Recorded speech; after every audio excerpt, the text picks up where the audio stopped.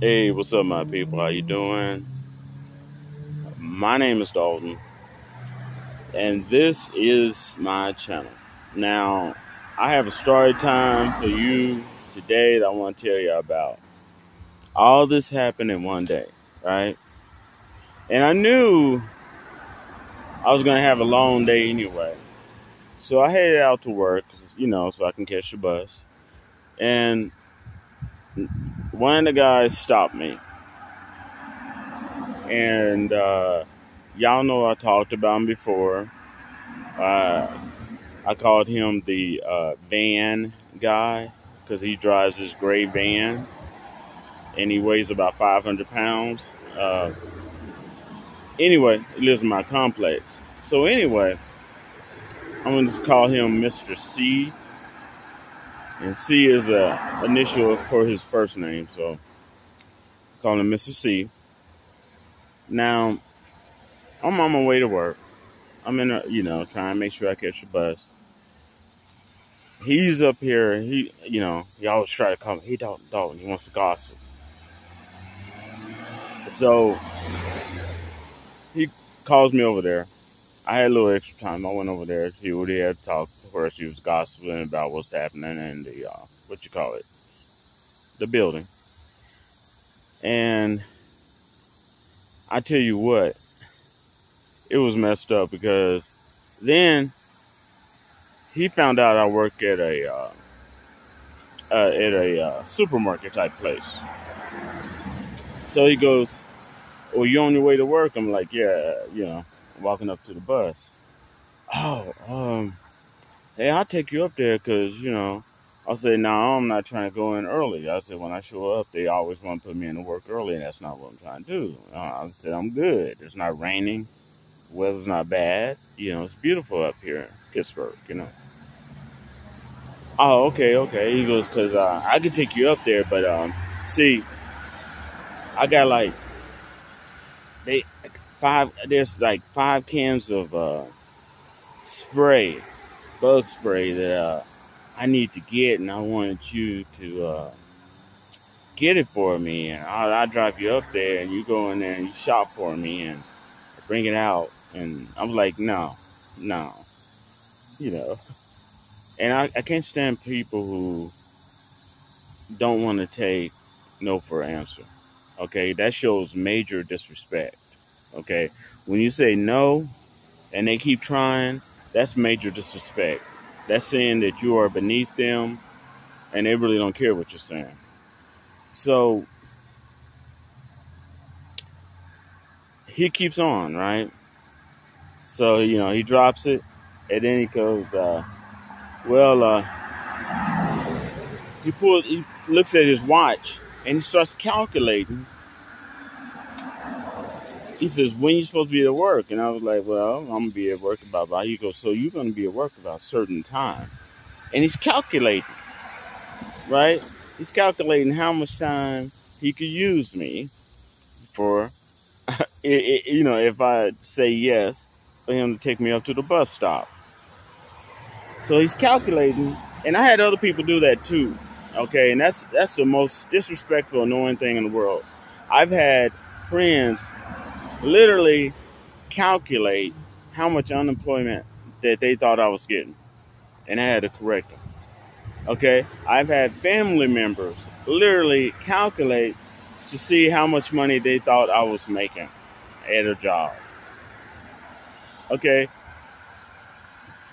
People needs to really focus on their own business and stop worrying about other people's. I don't want nobody calculating anything about me unless I ask them to. Okay. So he's calculating. And he tells me, well, you got this much time and that much time. And he goes, I got an idea.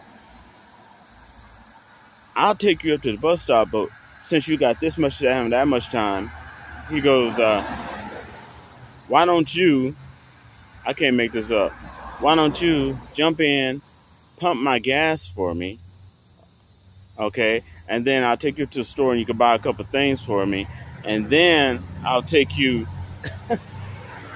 to the bus stop. I'm like, no, man. I said, I'm good. I'm walking. I said, and when I'm walking, that's like my quiet time, debriefing time. So I don't like it being interrupted. And then I just kind of got a little rude with him. And I told him, I said, and that's why I always head out early, just in case someone tries to talk to me, okay, or gossip, you know, and which would throw off my time schedule, like what's going on right now. And he kind of looks at me. I said, so, no, thank you. I said, but you have a good day. And he always tries to hide behind religion, okay, preferably Christianity, okay.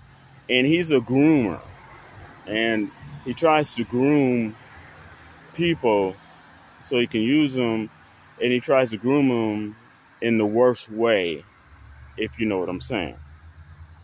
But he thinks he's smarter than everyone else, and that you don't know what he's doing.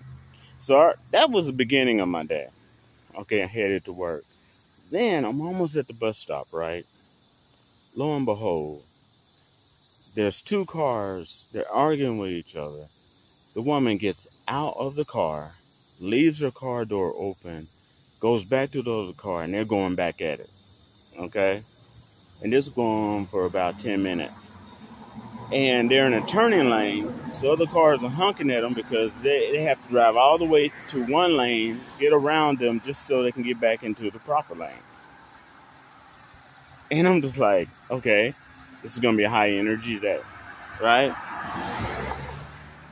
It was high energy day at work. But when I got off of work, I went over to a service station called Sheets, okay? And as I'm walking up there, just as I'm walking up there, this brother walks out and he goes, have you seen that car? And I'm like, what are you talking about? He goes, it was right here. I was like, no. He goes, they stole my car. They stole my car. And he had walked into the service station, this full service station that, makes food and everything else. He had walked in there because the line was, with only one person in line. So he just thought he would run in there and get some cigarettes. All right. So he took his money, left his car running. Left his keys in his car, his cell phone, his wallet, everything. Two young Afro-American thugs, jump in his car and take off. I'll tell you more later. Hey, what's up, my people? How you doing? My name is Dalton, and this is part 2 of my story time. Sorry I got cut off. But basically, what had happened is just as I walked up, okay, to the store, it was a Sheetz, SHEETZ, I believe it's spelled. And just as I walked up to the store, and I'm getting ready to go sit down outside, and just as I get ready to walk to sit down, a guy walks out the door and he goes, hey, did you see my car? Did you see that car? And he was just highly upset. I could tell he wasn't playing or faking. And the people that were sitting on both sides of the car, they were shocked because they thought that those two little young Afro-American thugs that stole the car, they thought that that was their car, the way they got into it and took off. And the guy had left everything, his smartphone, wallet, keys, everything in the car when they stole it. And it wasn't even that late at night. One of the guys I talked to said that they had to be watching him or something. And the guy that got his car stolen, was planning on just running in real quick because it wasn't a line and getting some cigarettes and go back out to his car. And When he went in and got his cigarettes, came out, it was just that quick. They had taken his car. And you could tell that they were planning on him not being able to call the police because they had a smartphone. So I called the police for him so that they could, because time is of the essence, you see. So they can go ahead and get the description of the car, what the guys may look like by the people that witnessed it, as well as, the tag plates and all that stuff. And they can go ahead and start looking for it immediately once they got the description. So it was crazy. The whole thing was crazy. Police came, got there real quick, took care of business, got the description, and set out. It was just all wild. All this happened in one day. All right, y'all. That is my story time. One crazy wild day. All right, and I guess I'll rap to y'all later. Peace.